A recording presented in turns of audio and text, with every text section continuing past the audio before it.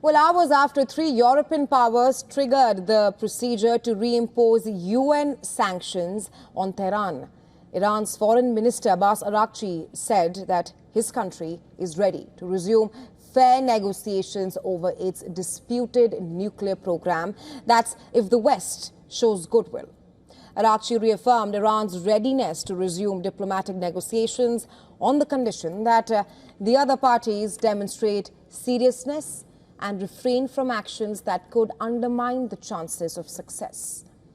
France, Britain and Germany on Thursday triggered a mechanism to reimpose sanctions on Iran for failing to comply with commitments over its nuclear program.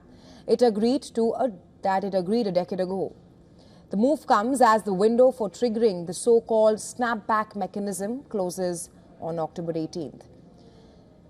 Iran warned that it would respond appropriately to the move, which risks ending the most sustained diplomatic push for a peaceful solution to the Iranian nuclear crisis. According to Iranian media, Iran's parliament has begun drafting an emergency plan for a possible withdrawal from the Nuclear Non-Proliferation Treaty. The proposal is expected to be added to the parliament's agenda soon, paving the way for review and approval in the upcoming sessions.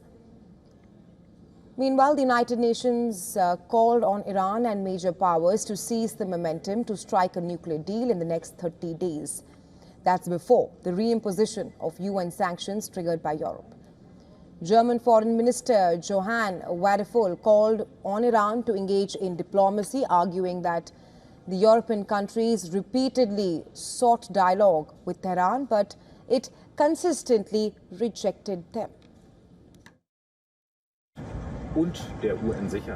If Iran does not adhere to its own commitments and the UN Security Council is informed, the UN sanctions lifted in 2015 against the Iranian nuclear program will be reinstated 30 days later. We have initiated this process today. Diesen Prozess haben wir heute ausgelöst.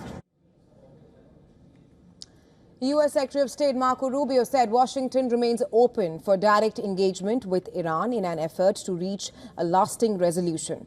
He added that snapback does not contradict Washington's earnest readiness for diplomacy, rather it reinforces it.